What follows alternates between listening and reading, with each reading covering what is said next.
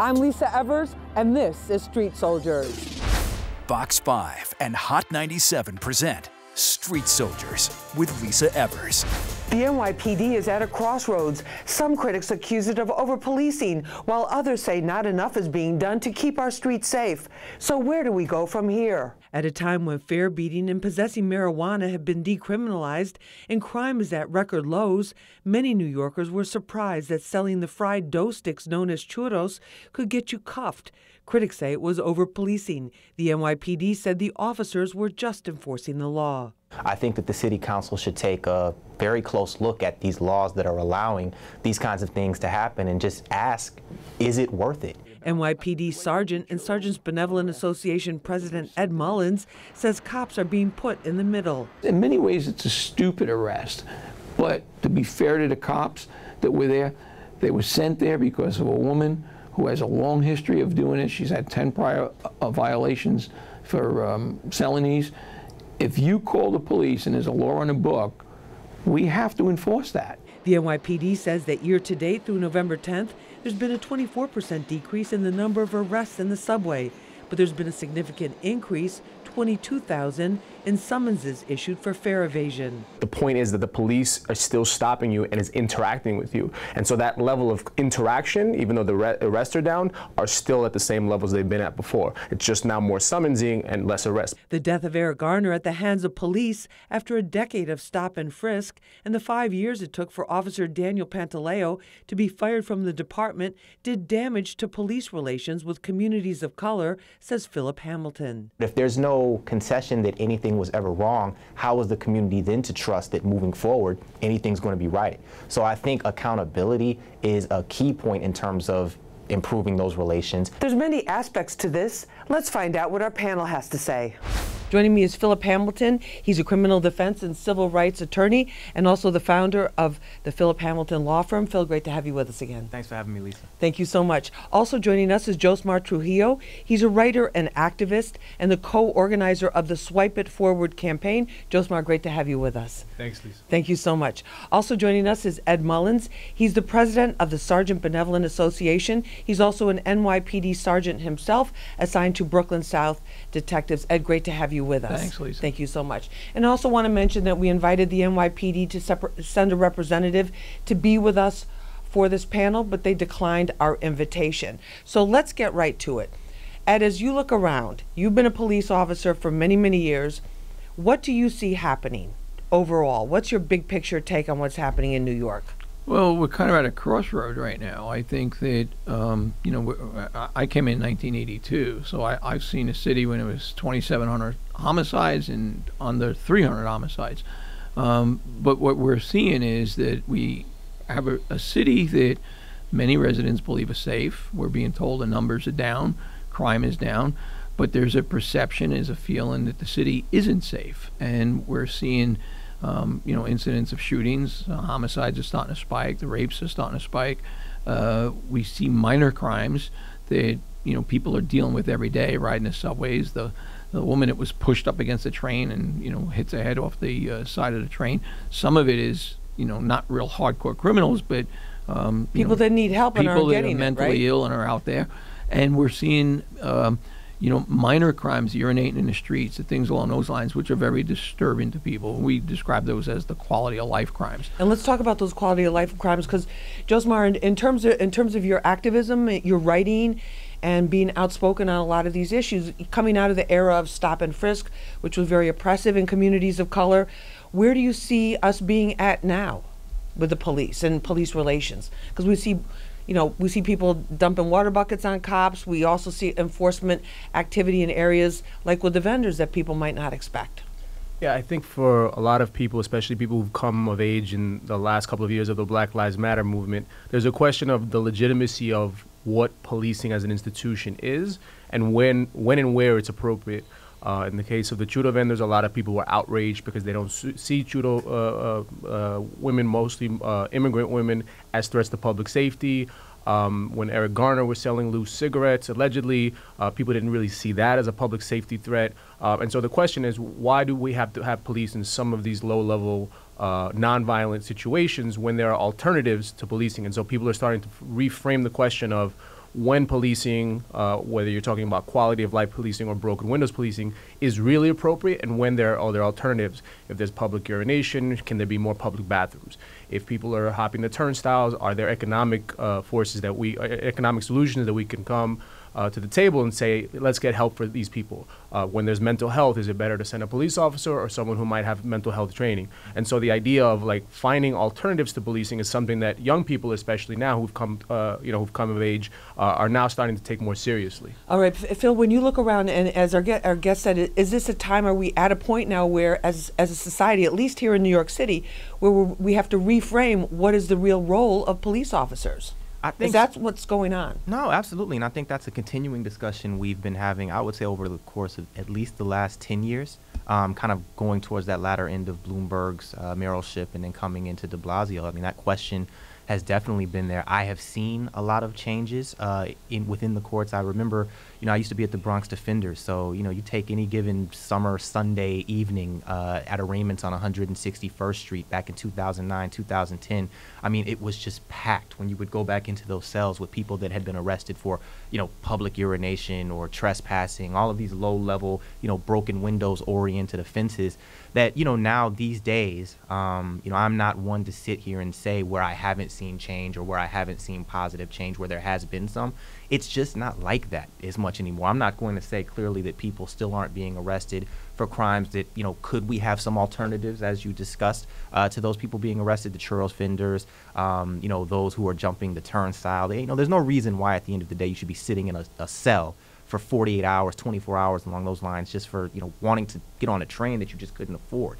But at the end of the day, I'm just not seeing it happen as much as I was 10 years ago. So to that end, I can say, sure, we've seen progress, but do we still have, more improvement to go? Absolutely. All right, we're gonna talk about that as well. Now, we heard Mike Bloomberg, the former mayor, Mike Bloomberg, who was the architect or authorized the whole stop and frisk campaign during his mayoralty, apologize to communities of color for what he did, which basically resulted in the false arrests, if you want to call it that, or false stops, right? Illegal stops is the way. Illegal stops of about 2.5 million, mostly black and Latino men.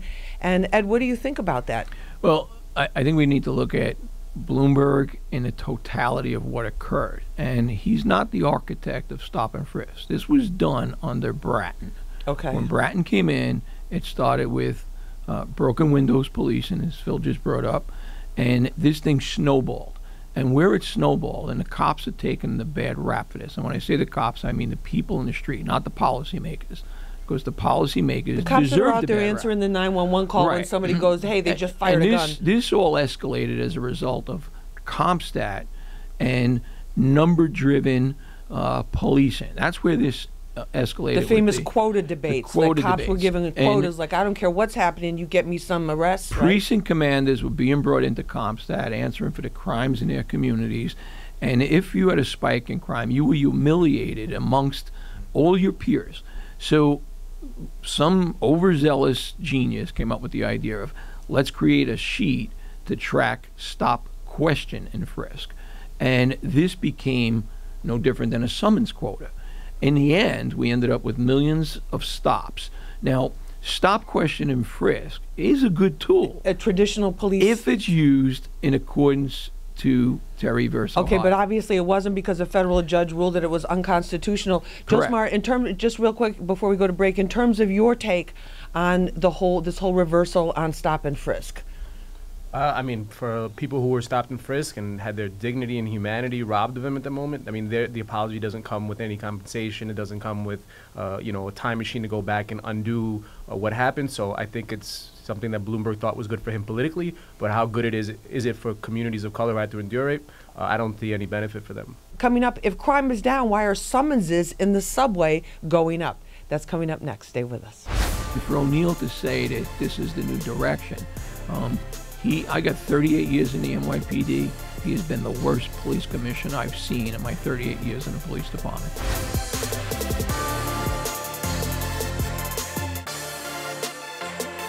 The NYPD says year to date, because you know how they do their measurements and their numbers, from this so far this year in 2019 compared to the same time period in 2018, subway crime is down 3.6%.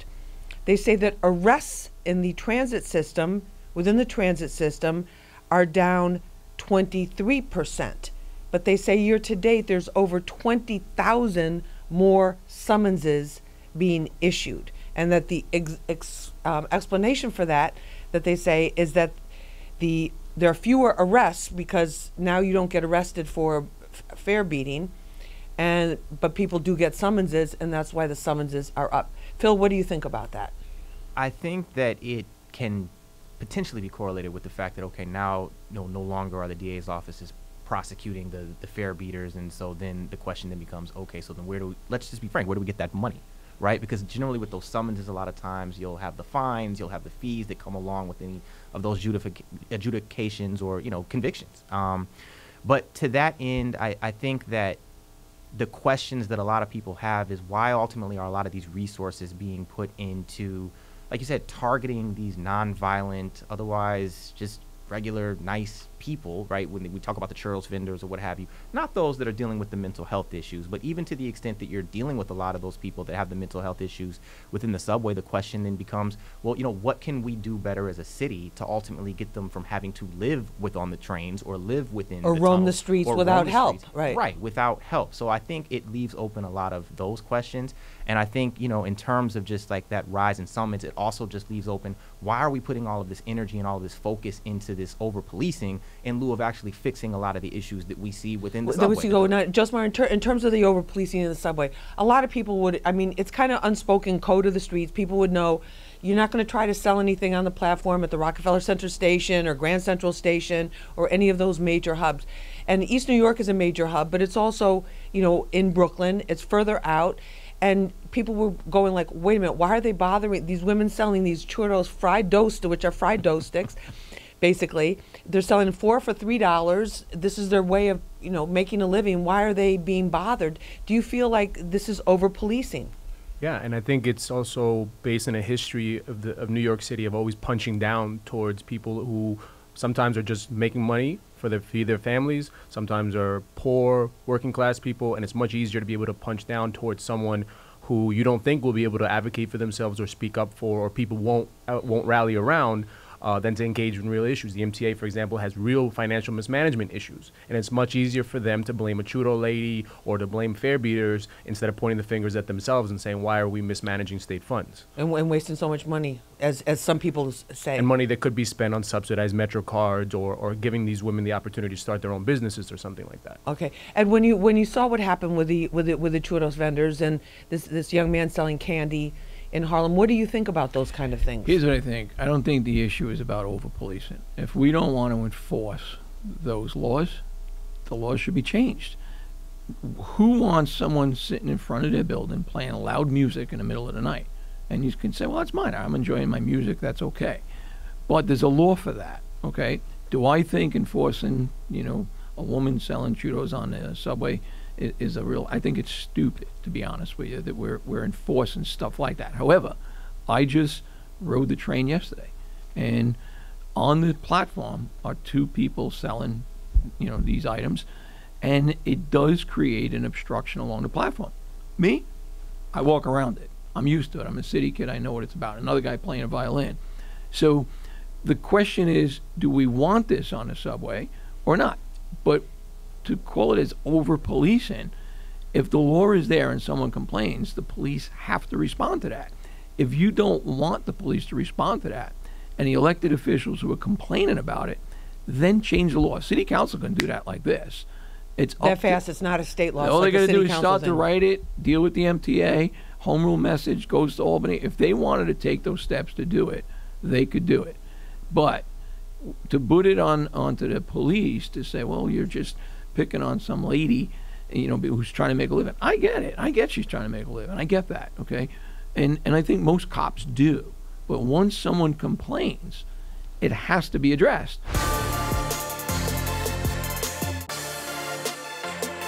Now, we've heard a lot of talk, especially during the administration of the outgoing police commissioner, James O'Neill, about these efforts to improve police-community relations, having cops in the neighborhood, having these NCO officers who all they do is work with the community and get to know the community, and they give people business cards that have real phone numbers on them with their cell phone numbers, and they supposedly deal with any kind of issues that start to come up. And they say that this has been an important strategy, especially in some communities, working with some of the outreach groups and some of the youth groups with the violence interrupters and organizations tied in with that, and that it's been very, very effective. Ed, what do you think about that?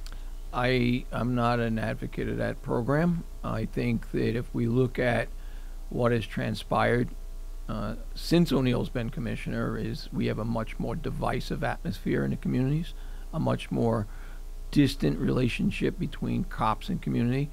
I think that the community policing as described is more of a hocus pocus magic show, where we're seeing little photos of people of cops shooting basketballs with kids and crossing little old ladies across the street. So my question is, when that little old lady's crossing the street, do we say to our partner, hey, get your camera out, take this picture, or do we ask her to come back and do it again? Because that's not real. A lot of this is photographs that we're seeing that are occurring of what's taking place. You're saying like a PR campaign? I see it as a PR campaign, because the truth of the matter is, and I'm doing this a long, long time, you open a door for a person, you help a little old lady carry her bags, or you tell some kid in the ball field, hey, throw me the ball, and you throw him a pass. That's real. That's because that's what you want to do. I never once asked my partner, hey, do me a favor, take a picture. We didn't do that.